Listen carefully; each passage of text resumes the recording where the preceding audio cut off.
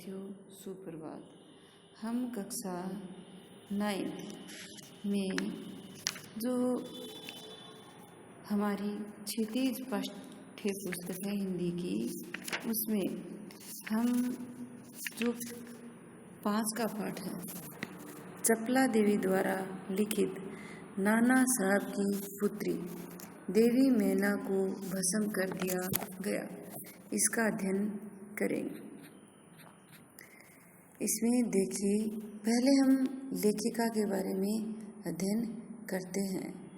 द्विवेदी युग की लेखिका, सभी के पास पुस्तक होगी, तो द्विवेदी युग की लेखिका चपला देवी के व्यक्तित्व एवं कर्तृत्व, कैसा उनका आचरण था और उन्होंने क्या रचना की है के बारे में जानकारी उपलब्ध नहीं हो पाई। स्वतंत्रता आंदोलन के दौरान पुरुष लेखकों के साथ साथ अनेक महिलाओं ने भी अपने अपने लेखन से आज़ादी के आंदोलन को गति दी।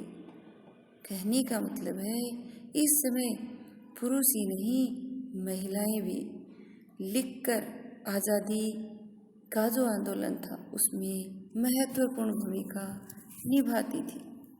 उनमें से एक लेखिका चपला देवी भी रही है। कई बार अनेक रचनाकार इतिहास में दर्ज होने से रह जाते हैं। चपला देवी भी उन्हीं में से एक है। यह एक ऐतिहासिक सच्चाई है कि सन 1857 की क्रांति के विद्रोही नेता धुंधुपंत नाना साहब की पुत्री बालिका मैना आज़ादी की नन्ही सिपाही थी, जिसे अंग्रेजों ने जलाकर मार डाला। बालिका मैना के बलिदान की कहानी को चपला देवी ने इस गद्य रचना में प्रस्तुत किया है। यह गद्य रचना जिस शैली में लिखी गई है उसे हम रिपोर्टाज, जो हिंदी गद्य की एक विधा है, उसका ही एक भाग है।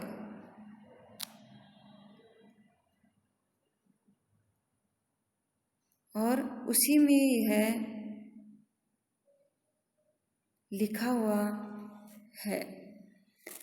तो क्या बताया है कि रिपोर्टाज में इसके बारे में वर्णन किया गया है, जो हिंदी गद्य की विधा मानी जाती है।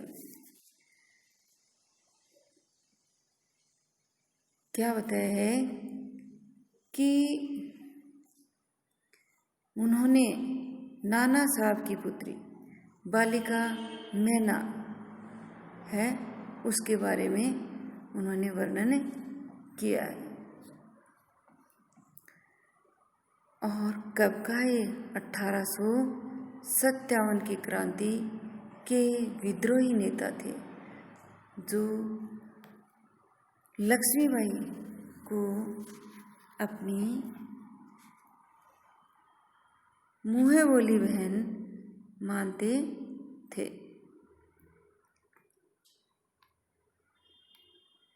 और यह है उनकी पुत्री चपला देवी ने जो लिखा है, जिसके बारे में, यह उनकी पुत्री है मैना, बालिका मैना।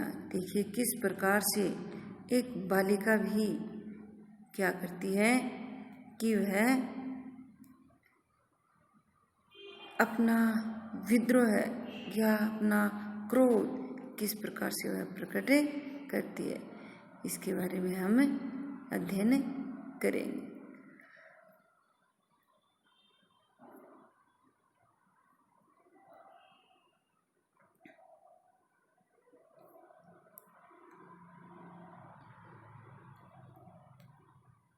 और साथ ही हम देखेंगे कि इन्होंने इनके बारे में पाठ में क्या बताया है, जिसे जलाकर मार दिया गया था। मातृभूमि की स्वतंत्रता और उसकी रक्षा के लिए जिन्होंने अपने प्राण न्योछावर कर दिए, उनके जीवन का उत्कर्ष हमारे लिए गौरव और सम्मान की बात है। इस गौरवशाली किंतु विस्मृत परंपरा से किशोरी पीढ़ी को परिचित कराने के उद्देश्य से इस रचना को हिंदू पंथ के बलिदान अंक से लिया गया है। हिंदी गद्य के प्रारंभिक रूप को विद्यार्थी जान पाए, इसलिए इस गद्य रचना को मुद्रण और वर्तनी में बिना किसी परिवर्तन के अविकल रूप में प्रस्तुत करने का प्रयास किया गया है। नाना साहब की पुत्री देवी मैना को भस्म कर दिया गया। भस्म का अर्थ होता है जला देना। सन 1857 ईस्वी के विद्रोही नेता धुंधुपंत नाना साहब कानपुर में असफल होने पर जब भागने लगे तो वे दिल्ली में अपनी पुत्री मैना को साथ में ले जा सके। वो स्वयं ही भाग रहे हैं जब आंदोलन में असफल हुए, लेकिन अपनी पुत्री को छोड़ जाते हैं। देवी मैना बिठूर में पिता के महल में रहती थी। वो कहाँ रहते थे? वो बिठूर में रहते थे और वह पिता के महल में रहती थी।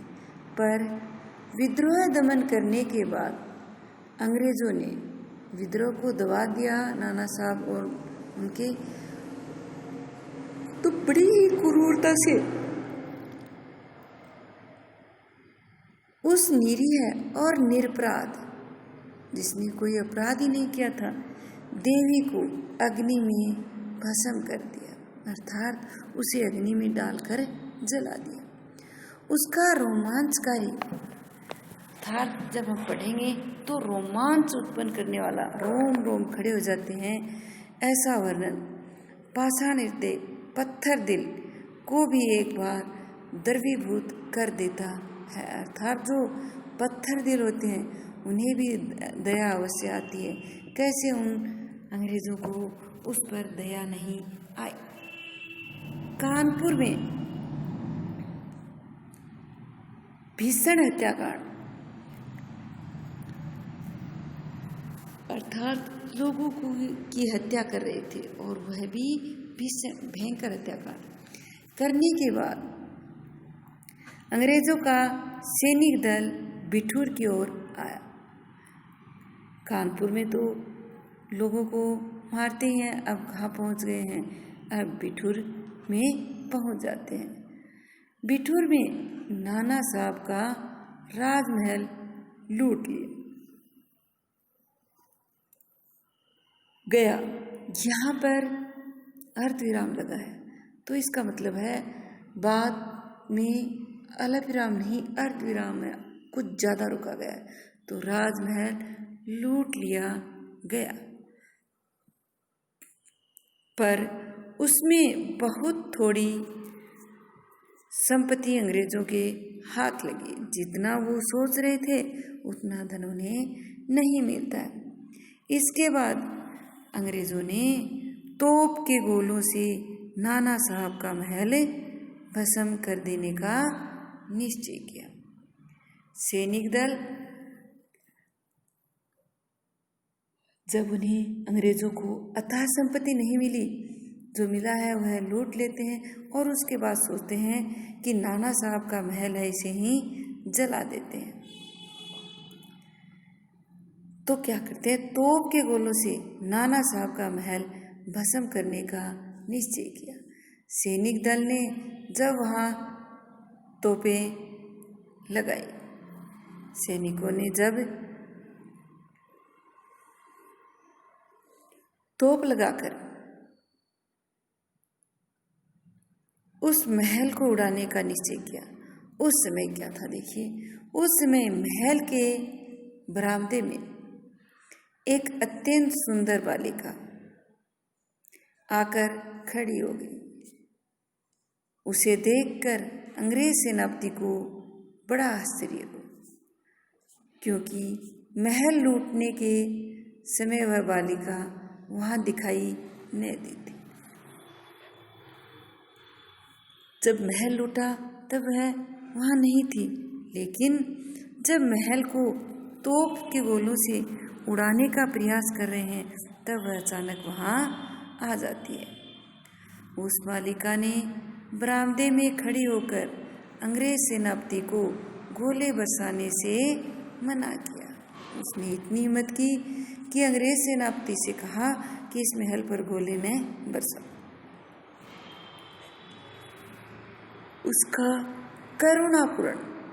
करुणा के भाव उसके चेहरे पर थे। मुख और अल्प वयस अर्थात उम्र भी उसकी ज़्यादा नहीं थी, आयु भी बहुत कम थी। देखकर सेनापति को भी उस पर कुछ दया आई, उन्हें भी उसे दया आ जाती उस पर। सेनापति ने उससे पूछा कि क्या चाहती है, अर्थात उससे प्रश्न कर दिया गया। और हम देख रहे हैं कि यहाँ प्रश्नवाचक चिन्ह है, क्योंकि यहाँ पर क्या आ गया है, और दोनों तरफ दोहरा उद्धरण चिन्ह है। जो बात किसी की कही हुई होती है और जो कि त्यों आ जाती है, तब हम वहाँ पर दोहरा उद्धरण चिन्ह लगाते हैं। बालिका ने शुद्ध अंग्रेजी भाषा में उत्तर दिया। क्या कहती है, क्या आप कृपा कर इस महल की रक्षा करें। यहाँ भी देखिए क्या कहा उसने, क्या भी कह दिया और साथ ही यह भी कहा कि कृपा कर इस महल की रक्षा करेंगे। प्रश्नवाचक चिन्ह भी है और उद्धरण चिन्ह का प्रयोग भी किया गया है। तो सेनापति ने क्या उत्तर दिया, क्यों? सेनापति ने कहा, तुम्हारा इसमें क्या उद्देश्य है कि यदि मैं इसकी रक्षा करूं तो तुम्हारा क्या उद्देश्य रहेगा इसमें। तो वह पूछती है, आप ही बताइए कि इस मकान को गिराने में आपका क्या उद्देश्य है, आप क्यों मकान गिराना चाहते हो। सेनापति क्या उत्तर देता है, यह मकान विद्रोहियों के नेता नाना साहब का वास स्थान, अर्थात उसके पिता के बारे में ही बता देता है कि यह विद्रोहियों के नेता और किसका है, नाना साहब का रहने का स्थान। सरकार ने इसे विध्वंस कर आने की आज्ञा दी है। अंग्रेज सरकार ने इसे नष्ट करने का आदेश दिया है। बालिका पूछती है, आपके विरुद्ध जिन्होंने शस्त्र उठाए, कि आपका जिन्होंने विद्रोह किया और फिर हथियार उठाए थे, वे दोषी हैं, पर इस जड़ पदार्थ अर्थात इस निर्जीव मकान ने आपका क्या अपराध किया, अर्थात इस मकान ने तो आपका कुछ बिगाड़ा ही नहीं है। मेरा उद्देश्य इतना ही है कि यह स्थान मुझे बहुत प्रिय है। उस लड़की ने कहा कि मेरा तो इतना ही उद्देश्य है कि यह मुझे बहुत प्रिय है, इसी से मैं प्रार्थना करती हूँ कि इस मकान की रक्षा कीजिए। यहाँ नाना साहब की पुत्री मैना किससे अनुरोध कर रही है, जो अंग्रेजों ने अपना सेनापति भेजा है, उससे अनुरोध करती है कि वह उनके महल को न उड़ाए। वो महल है जिसने उनका कुछ नहीं बिगाड़ा, यदि उनका सामना किया, विद्रोह किया है, तो वो उनके पिता नाना साहब अर्थात धुंधु पंत नाना साहब ने किया है। तो यदि वो ऐसा करें तो उनका बहुत ही कृपा होगी। इस प्रकार से उन्हें वह रोकने का प्रयास करती। प्रिय विद्यार्थियों, आप इस पाठ का अध्ययन स्वयं कर सकते हैं। जहाँ नहीं समझ में आए वहाँ पूछ सकते हैं और परामर्श के लिए विद्यालय में भी संपर्क कर सकते हैं। आगे का पाठ हम कल अध्ययन करेंगे। धन्यवाद।